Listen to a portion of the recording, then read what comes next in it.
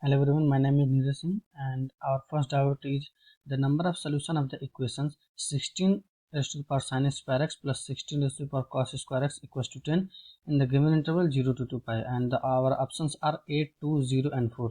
So let's find the solution first.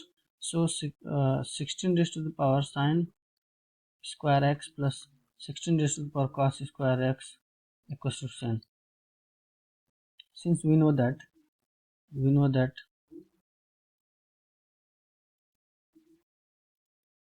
sin square x plus cos square x equals to 1 for all x belongs to R, a real number. Okay, so I can write 16 raised to the power sin square x plus 16 raised to the power, I am writing cos square x equals to 1 minus sin square x, right? 1 minus sin square x equals to 10. Okay, so 16 raised to the power sin square x plus 16 upon 16 sin square x equals to 10. Okay, so now from here I am assuming that let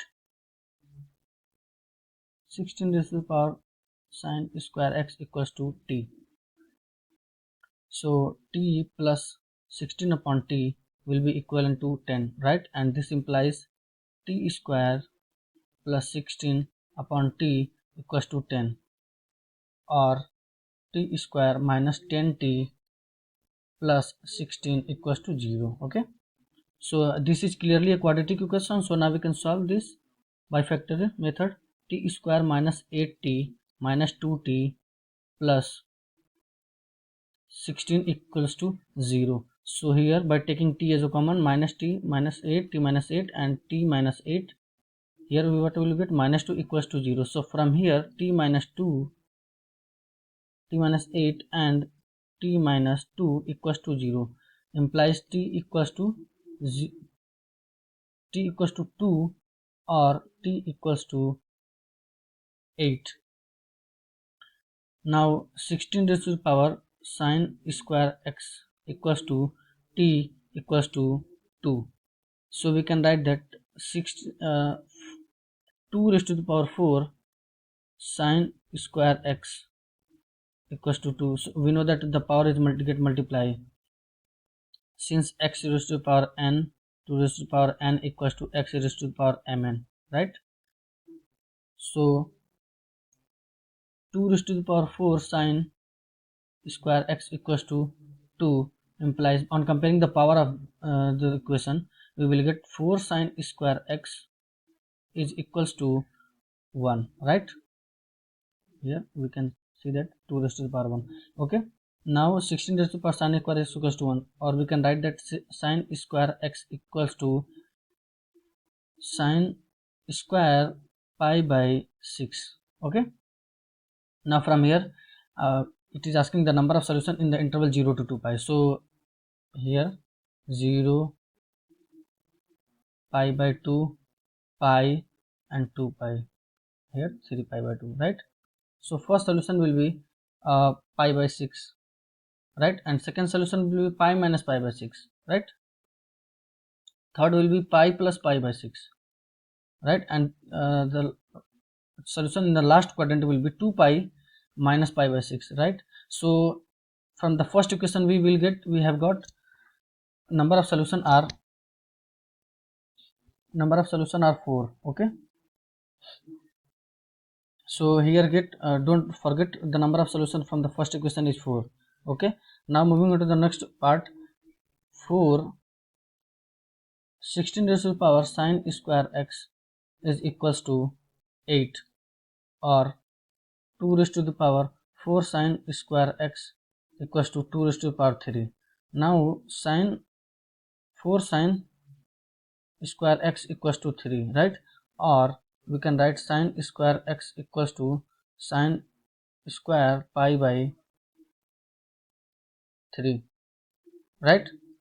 So same way we can see that first solution will be pi by 3, and second will be pi minus pi by 3, third will be pi plus pi by 3 in the third quadrant. Okay, and the last solution will be 2 pi minus pi by 3. Okay, so from here we have also got 4 solution. So total number of solution are 4 plus 4 equals to 8. So total number of solution are 8. So our first option will be correct. Okay, so moving on to the next question. The next question is find the global minimum of f of x equals to 4 by 3 x cube minus 4x in x belongs to 0 to 2. Okay, so here we can see that the global minimum can be attained at 0 to 2, because here we can see that 0 belongs to the interval. Okay, here we can see that there is a closed on 2 and on 2 both as well. Okay, so firstly let's find f dash x of the given function. So f dash x will be equals to 4 by 3 into 3 x square minus 4. Okay, since we know that derivative of x raised to the power n is equals to n x raised to the power n minus 1. Okay, so f dash x equals to 4x square minus 1, right? So equate this equals to 0 to attain the critical points, right? So, equals to 0. So from here we have got x equals to plus minus 1, but we can easily see that minus 1 does not belongs to closed interval 0 to 2. Okay, so we have only need to find the value of the function at x equals to 0, 1 and 2. So let's find f of 0. F of 0 will be equals to 4 by 3 0 whole cube minus 4 times 0. Okay, so this will be equals to 0, right? And second, f of 1 will be equals to 4 by 3 1 whole cube minus 4 times 0, right? So sorry, 1. So this will be equals to 4 by 3 minus 4. So this will be equals to minus 8 by 3, right? And moving to the next part, f of 2 will be equals to 4 by 3 2 whole cube minus 4 into 2. So this will equals to 32 by 3 minus 8. So this is equivalent to 32 by 3 minus 24. So this is equivalent to 6 plus to 8 by 3. Okay, so from here we can see that 0 minus 8 by 3 and 8 by 3, from these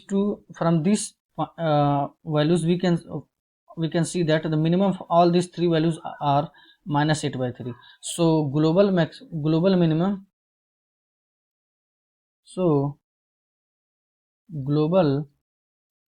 minimum is minus 8 by 3. Thank you very much.